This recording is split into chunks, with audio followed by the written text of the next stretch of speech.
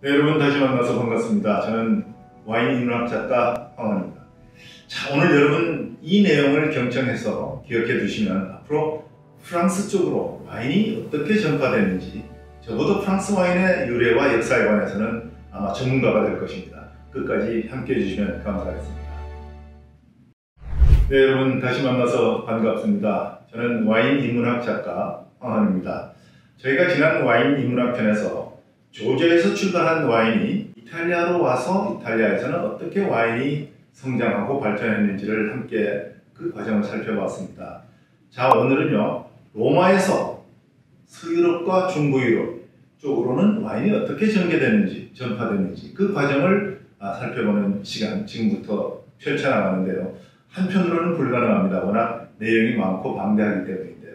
그래서 오늘은 그 첫 번째 이야기로 프랑스 쪽으로 와인이 전파되는 과정에 대해서 집중 조명할까 합니다. 이 로마인 이야기에도 나옵니다만은 프랑스와 로마의 관계는 그때 당시에는 프랑스는 초기에는 국가가 아니었죠. 나중에 이제 프랑크 왕국으로 발전하는데 그때 이후로 이제 프랑크 왕국이라는 것과 로마라는 교황이 있는 곳, 이 두 세력들이 이제 경쟁을 하고 견제하는 관계가 되지만 초기에는 바로 그 율리우스이죠. 카이사르가 프랑스를 점령했다. 지금의 프랑스 땅을 그때는 갈리아라고 했습니다. 그 이름은 갈리아라고 한 이유는 고울족이 살던 곳이기 때문입니다. 그래서 고울족이 바로 지금 프랑스 그 국민들의 조상이라고 할 수 있는데요. 오늘은 바로 이 갈리아로 펼쳐진 로마의 와인 전파 이야기를 중심으로 전개해 나가겠습니다.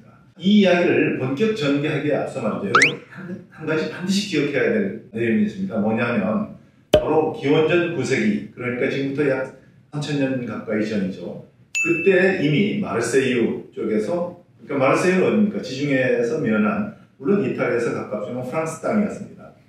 그 마르세유 쪽에서 포도 재배가 시작되었다는 기록이 있습니다. 따라서 프랑스 와인의 종주국이 로마다, 이런 명제는 성립하지 않습니다. 로마가 프랑스로 와인을 전파했다고 하는 것은 아니고요. 이미 로마가 프랑스 문화를 전파하기 전에 프랑스 땅에서 포도주는 만들어지고 있었다. 이것은 명심해 두시고요. 다만 확실한 것 한 가지는 기원 전후에 걸쳐서 로마가 상승을 하고 그 다음에 로마가 멸망하기까지의 과정에서 바로 로마의 모든 정치, 사회, 경제, 문화가 유럽 전역으로 펼쳐나갔고 그 중에 하나로 와인도 바로 프랑스로 갔다는 거죠. 자, 그런 면에서 뭐냐면 체계적인 성장은 바로 로마에 의해서 시작이 됐다. 이렇게 보면 틀림이 없습니다. 따라서 저희가 오늘 주안점을 갖고 살펴보는 것은 그 로마 제국의 흥망성쇠 그 과정과 그 다음에 프랑스가 중세에 이르기까지 어떤 형태로 이 프랑스와 로마의 상관관계가 있고 로마의 와인 문화가 프랑스로 전파되는지 그 과정을 살펴보겠다는 겁니다. 율리우스 카이사르, 즉 시저는 지금의 프랑스 땅이었던 갈리아를 정복하고 난 다음에 돌아와서 갈리아 일대기라는 정복기를 썼습니다. 전편 후편인데요. 전편에 이미 갈리아에서 포도 재배 기록이 있고 와인을 마셨다는 기록이 등장을 합니다. 그러니까 율리우스 시저, 카이사르는 지금부터 우리가 살펴보면 대략 기원전 100년에 태어났습니다. 그러니까 BC 100년에 태어나서 BC 44년에 사망을 했습니다. 56세 정도에 죽었는데요. 이 사람이 이제 그 브루투스 너마저라는 말과 함께 사망하지 않았습니까? 믿었던 브루투스에게 암살됐는데 그 갈리아 일대기를 썼던 시기가 바로 로마에서 카이사르가 프랑스 전역을 지배하고 난 다음에 돌아온 다음의 이야기입니다. 그러니까 이미 그 무렵에, 기원 전후 무렵에 이미 프랑스 전역에서 포도가 재배되고 있었고 와인이 만들어지고 있었다는 것을 이제 증명한 것이죠. 지리적으로 보면 아까 BC 9세기경에 마르세유 일대에서 포도가 재배됐던 흔적이 발견됐다고 하지 않았습니까? 그러면 마르세유는 어디입니까? 프랑스의 최남단 쪽입니다. 거기에서 북쪽으로 이렇게 쭉 똑바로 올라가면 바로 론 지방이 나옵니다. 그리고 론 지방을 지나면 그 다음에 어디가 나오냐? 부르고뉴 지방이 나오는 거죠. 그리고 그 다음에 거기서 다시 서쪽으로 쭉 여행을 계속하면 여러분 고성으로 유명한 르와르 지방이 나옵니다. 그리고 그 르와르 지방에서 다시 이번에는 대서양 쪽 남쪽으로 쭉 내려가면 보르도 지방이 나오는데요. 바로 카이사르가 갈리아 일대기를 썼던 그 무렵에 이미 와인 문화는 마르세유를 시작으로 해서 론, 부르고뉴, 르와르, 보르도로 이렇게 점차 넓게 확산됐다. 이런 추론이 가능합니다. 프랑스 전역에 포도가 재배된 시기가 대략 6세기에서 7세기경이라고 보는데요. 그 시기가 우리 역사로 보면 삼국시대 말기에서 통일신라로 가는 그 시기라고 보면 됩니다. 아마 여러분이 시대적으로는 이렇게 짝을 맞춰보면 우리의 삼국시대에서 통일신라에 이르는 시기에 고대 프랑스에서도 와인 문화가 형성되기 시작했다. 이렇게 이해하시면 좋을 것 같습니다. 로마가 멸망을 합니다. 로마가 멸망하고 난 다음에 프랑스는 어떻게 되느냐면 크게 세 영역으로 나눠집니다. 서고트족이라고 해서요. 저 스칸디나비아에서 출발한 이민족이 이탈리아 로마를 거쳐서 지중해를 거쳐서 프랑스 남쪽을 거쳐서 나중에 스페인으로 갑니다. 이 서고트족이 지배했던 곳이 한 군데 있었고요. 그 다음에 부르고뉴 지방이 있었고요. 그리고 프랑스의 대세를 장악한 프랑크 왕국, 이렇게 세 군데로 나누어집니다. 지금 이제 우리가 프랑스 와인 역사에서, 이건 뭐 비단 프랑스 와인 역사뿐만 아니라 독일과 오스트리아 와인 역사에서 매우 중요한 인물인데요. 같은 인물인데 이름을 다르게 부르죠. 각국의 언어가 다르기 때문에. 그런데 우리는 이 인물 한 사람은 반드시 기억해야 합니다. 바로 샤를마뉴 1세라는 왕입니다. 이 프랑스에서는 샤를마뉴 1세인데 독일어로는 카롤루스 1세 마그누스라고 칭합니다. 이 카롤링거 왕조가 들어선 후에 두 번째 왕이 바로 샤를마뉴 1세인데요. 이 샤를마뉴 1세는 얼마나 와인을 좋아했고 포도 재배를 장려했냐면 당시에 사실상 중부 유럽과 서부 유럽 전체를 정복을 했습니다. 독일의 전신인 신성 로마 제국으로 가는 초입에 카롤루스 1세 마그누스 대제가 지금의 독일 땅을 많이 점령을 했고 지배를 했습니다. 근데 그 같은 왕이 바로 프랑스 파리를 중심으로 한 프랑크 왕국의 왕이기도 했습니다. 이 샤를마뉴 1세가 유럽 전역의 포도주 그 문화를 크게 번성시켰던 겁니다. 그래서 이제 나중에 저희가 공부하겠습니다만 그 카를로스 왕제가 독일과 오스트리아, 그러니까 라인강과 다뉴브강 쪽으로도 와인을 전파했고요.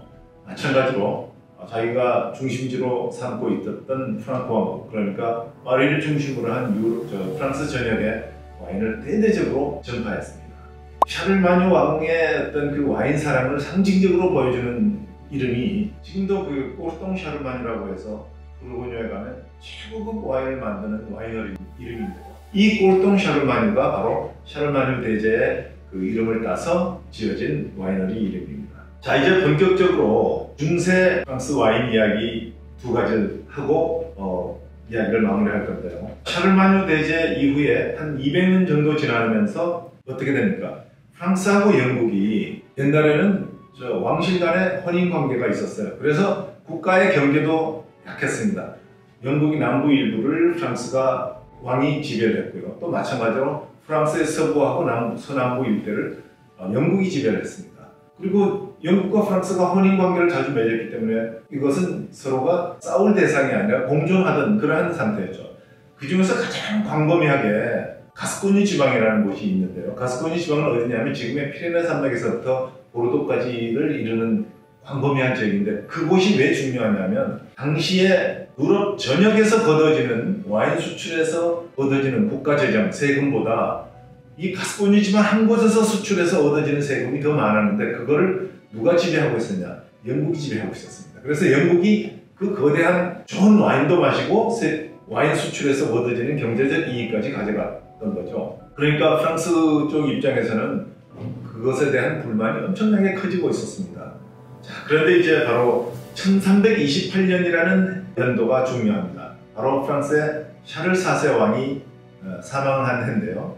샤를 4세 왕이 사망하니까 그의 적통이 없어서 사촌이었던 필리프가 왕에 올라갑니다. 그렇게 해서 필리프 6세가 왕이 되는 거죠. 이때 영국 왕은 누구냐면 바로 사망한 샤를 4세의 조카인 에드워드 3세였습니다.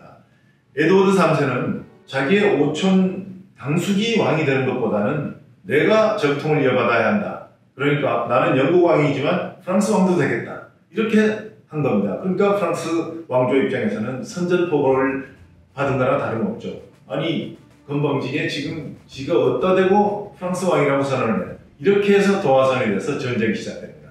유명한 백년 전쟁은 이렇게 해서 1328년에 시작이 됩니다. 그러니까 겉으로는 왕권을 둘러싼 싸움이지만 사실은 그동안 쌓여있던 가스코뉴 지방 경제권을 빼앗기는 것에 대한 불만이 있던 프랑스 왕이 영국과 싸운 그러한 전쟁이라고 봐야 합니다. 이 전쟁 초기에는 영국이 계속 연전연승을 거둡니다. 그래서 가스코뉴 지방은 뿐만 아니라 노르망디까지 다 장악을 하게 되죠. 그런데 우리가 그 역사책에서 잘 기억하는 오를레앙의 잔다르크라는 여제가 등장합니다. 여자 장군이 등장해서 프랑스가 불리하던 전투를 역전시키면서 결국은 기나긴 116년간의 전쟁을 승리로 이끄는, 즉 백년전쟁이 프랑스의 승리로 끝나게 됩니다. 여기서 이제 여러분들이 뭐 이름 에드워드 3세니 필리프 6세니 샤를 4세니 이러한 이름을 다 기억할 필요는 없지만 이 전쟁은 큰 변화를 가져옵니다. 바로 영국과 프랑스가 그동안은 혼인관계로 이렇게 대충 엉켜서 살았다고 한다면 이제 이 전쟁이 영국이 패배함으로써 확실하게 영국은 섬으로 쫓겨갑니다.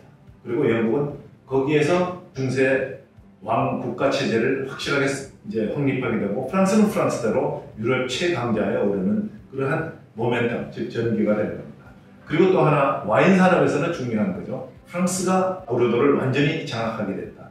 그리고 영국은 이제 보르도에서 맛있는 와인을 가져올 수 없으니까 어떻게 했냐. 바로 주정 강화 와인을 만들어서 수입을 합니다. 그곳이 어디냐면 바로 에스파냐하고 한쪽은 포르투갈입니다. 그러니까 포르투갈하고 스페인에서 포르투하고 쉘이라는 주정 강화 와인을 수입할 수밖에 없었습니다. 왜냐하니까 보르도에서 맛있는 레드 와인을 직접 가져올 수 없으니까 먼 남쪽에서 가져오다 보면 와인 맛이 변할 수도 있기 때문에 주정 강화 와인으로 와인 도수를 높이고 알코올 도수를 높여서 대신에 향긋한 그 와인과 같은 성격의 그러한 술을 수입하게 되는 거죠. 이게 이제 백년 전쟁의 결과물입니다. 좋아요와 구독은 사랑입니다.